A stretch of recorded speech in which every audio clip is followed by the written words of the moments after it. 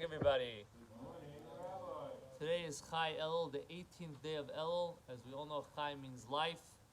So in a sense, this is a day of life within the month of Elul. There's an extra level of light, extra level of energy. So it's also pointed out that this is exactly 12 days away from Rosh Hashanah. So if you have Yoim LaChodesh, every day can represent a month. So it's 12 months a year. So the whole idea of the month of Elul is to fix, to repair, to cash in the last moments of the year before the year is over, to fix anything you need to do. So like this, when we come Rosh Hashanah, we're kind of ready. We have a much better standing with Hashem. So really, in a sense, Chai Elul starts also the 12 months. That if we work on every day today, from now till Rosh Hashanah, in a sense, you can repair also the 12 months that's behind us. There's also an interesting way of how each day represents each month. And I saw it explained the first 3 months, so we have another couple days to figure out the rest of the months. But it says like this: Chodesh Tishrei, the month of Tishrei. Today is the first month of the year. So what's the first month of the year from last year? Tishrei, the month of the high holidays. So it's a month of Kabbalat Ol, of accepting the yoke of heaven. There's the holy days. You have Rosh Hashanah, Yom Kippur. It's all about accepting God as our King, as the ruler of the universe. He's judging us. He's giving us life. Yom Kippur, we're asking for atonement, and so there is this idea of Kabbalah Ol, accepting the yoke of heaven, accepting God, and then you have on the second part of the month you have the joy. You have Sukkot and Simchas Torah. Love of joy, rejoicing with Hashem.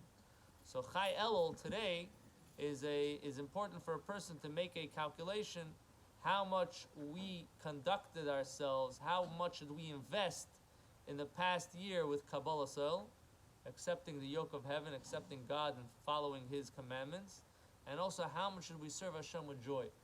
That's something we have to try to reflect today and try to take it in, to try to better ourselves in those two aspects. Then comes the next month, Cheshvan. Cheshvan has no holidays. So it represents the regular run of the mill, the regular day of the week, that you don't have any holidays. And that represents the idea of tmidim, continuity, constant.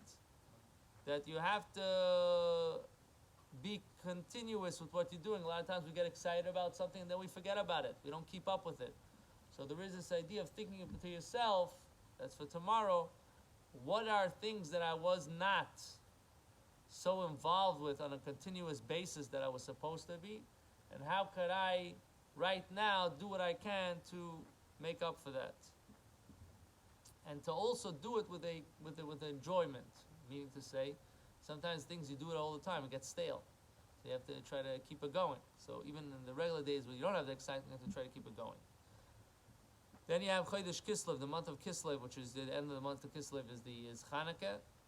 But you also have there's a lot of Hasidic holidays. There is Yutas Kislev for the Alter Rebbe when he got out of jail. You have many different Hasidic holidays. Even have for the Rebbe, Rosh Chodesh Kislev, he had the heart attack in 78, and then in 76, and he got out.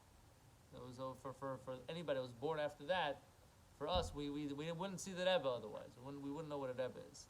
So there is this idea that person that today, especially Chai Elul, we'll talk about it now, that you have the Baal Shem Tov and you have the great luminaries of the Hasidic movement that have shared with us a whole new aspect, a whole new level of how to tap into Judaism in a way of joy and happiness, and to illuminate whatever we're doing. We have to try to ask ourselves, are we involved in that as well? Are we making our connection to God with joy, with insight, with chayas, with life? Is it alive, or I'm just doing what I got to do?